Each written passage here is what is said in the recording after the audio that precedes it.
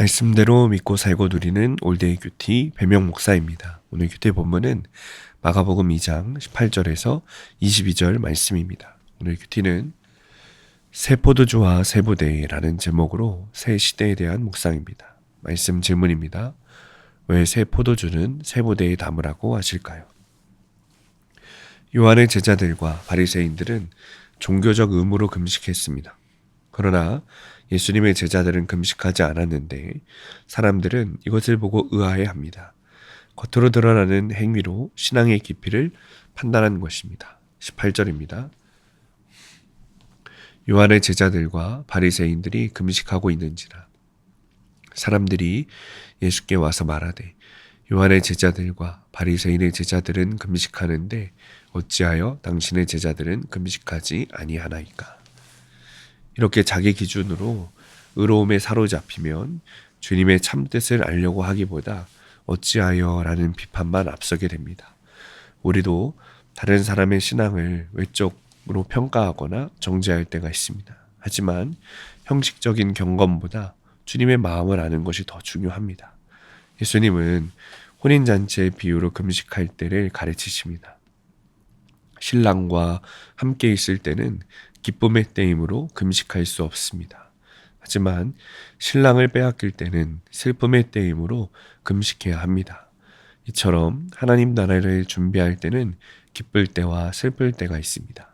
금식은 내 욕심을 이루려는 수단이 아니라 죄로 인해 주님과 멀어진 관계를 회복하기 위한 것입니다.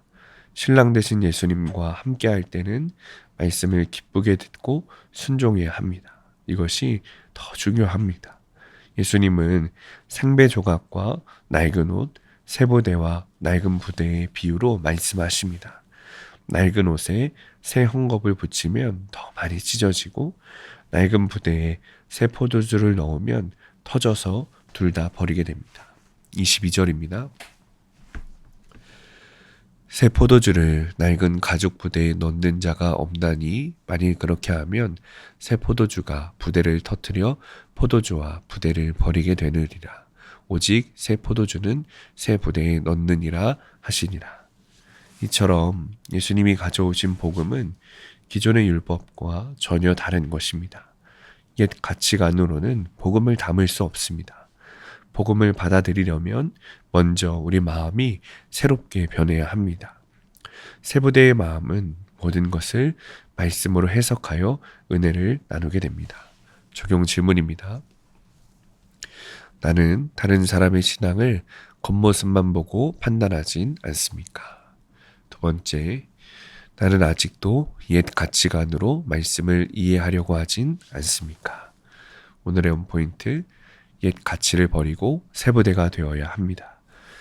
옛 모습으로 다른 일을 평가하는 못된 습관을 버려야 합니다. 이제는 옛 습관, 옛 가치를 버리고 새 부대가 되어 주님의 복음을 내 안에 담아야 합니다. 그래서 말씀으로 분별하여 주님을 따르고 말씀에 순종해야 합니다. 오늘도 옛 가치는 툭툭 버리고 주님의 복음을 담는 영혼과 삶이 되시기를 축복합니다. 기도하겠습니다. 주님, 새로운 은혜를 담는 복음의 그릇이 되게 하여 주옵소서. 옛 가치관을 버리고 복음의 새 부대가 되게 하시고 주님의 은혜를 붙들고 살아가게 하여 주옵소서. 예수님의 이름으로 기도합니다. 아멘. 오늘 큐티 말씀을 적용한 한 성도님의 큐티 묵상 간증입니다.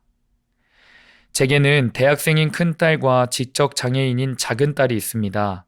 큰딸은 어릴 때 성격이 활발하여 학교 생활을 적극적으로 했는데 초등학교 고학년이 되면서 소극적으로 변했습니다. 동생을 치료실에 데리고 다니느라 바쁜 엄마의 빈자리가 커졌기 때문입니다.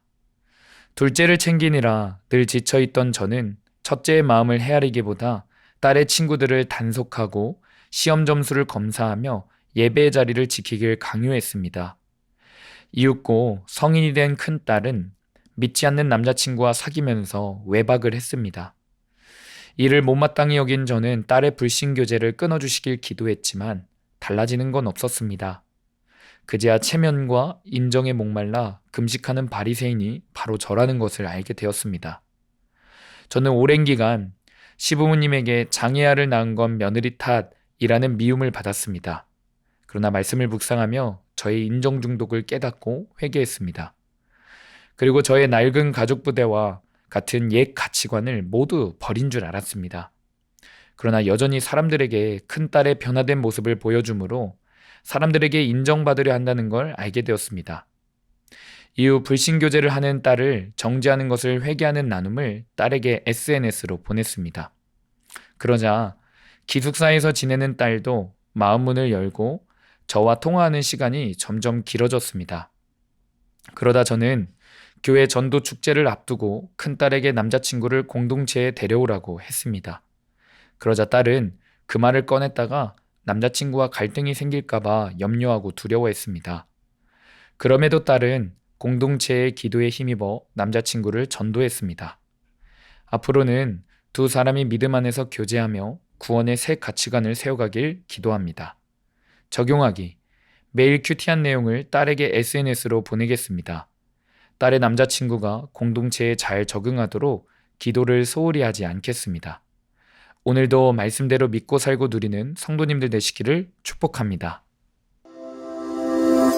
큐티와 신앙생활에 도움을 받기 원하시는 분은 네이버에서 수암감리교회를 검색하시거나 유튜브에서 수암감리교회를 검색하시면 도움받을 수 있습니다.